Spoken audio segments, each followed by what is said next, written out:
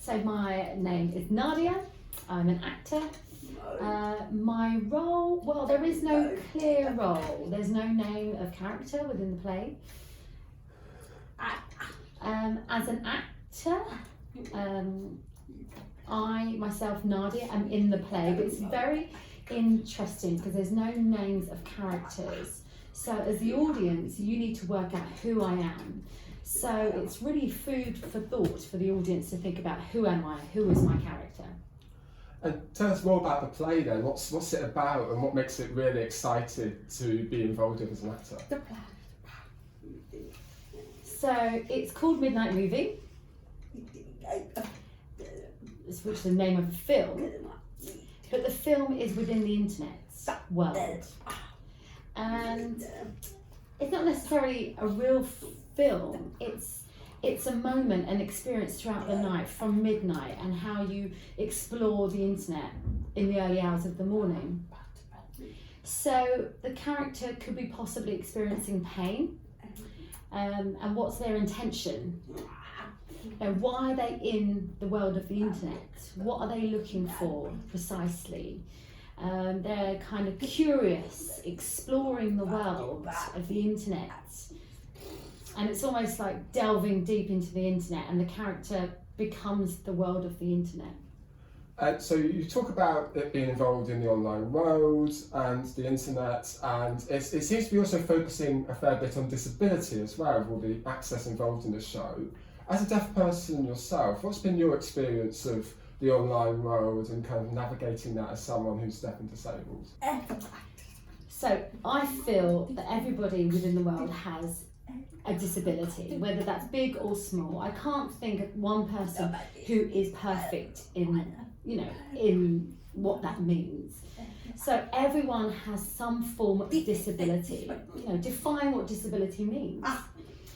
Myself as a deaf person, I grew up, my childhood was very much, I had a deaf family, I went to deaf school, I went to deaf clubs, so I'm very much mixed with the deaf world within my life. But now my family live the other end of the world. I no longer go to school, that was a long time ago. Deaf clubs are also closing, so where do I go to have access? That has saved me, the idea of the internet. But do I delve too deep into the internet? I have contact with my family, we FaceTime, we Skype. Deaf clubs are closing down, but also we have the idea of vlogs as well. We have live streaming. Where do I meet my friends, for example?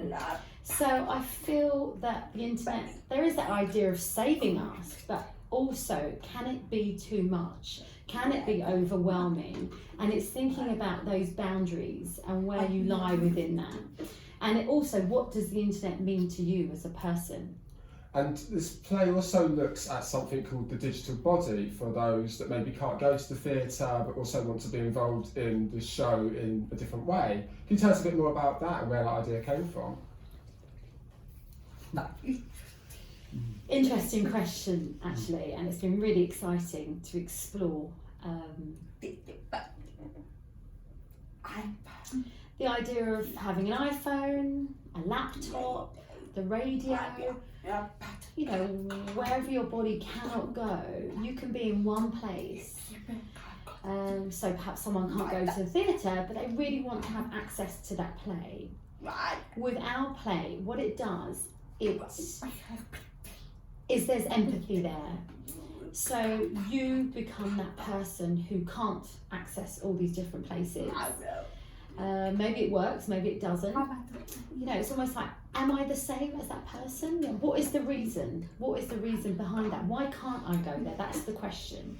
So I think the play really allows the audience to think about the digital body and how visual that may be. Who is the digital body? Who has a digital body? Last question is, this play has audio description, subtitles, British Sign Language, there's relaxed performances as well. What's it been like as an actor in the rehearsal stage at the moment, working with all those different access requirements or those access provisions in the performance? What's it been like working with all of those things? obviously I have to think about, as a deaf person, the script is in English, so I have to think about translation and how perfect that translation will be. This play is fantastic because the language that's used in the play and the script is very abstract. So then I have to translate that into English, and then I have to translate it back to British Sign Language, but actually then have to then translate it into performance sign language. So, and also think about abstract sign language and how that's used on the stage. So I'm translating into 4 different modes and forms before I get to, you know, what I'm using on stage.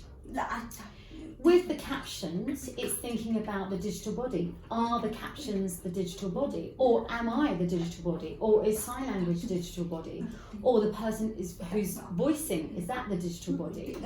And that's the big question. So it's thinking about access and the environment within the room and how's that set. It's set in a bedroom. So who is the digital body? Is it the space? Is it the access to the digital body? Is it the voice? Is it the captions? Is it the audio description? You know, it's all those elements that could be the digital body. So really, it's allowing the audience to really figure out and be curious about who and what the digital body is and what the access is. It's been a very, very unique rehearsal space that we've been in.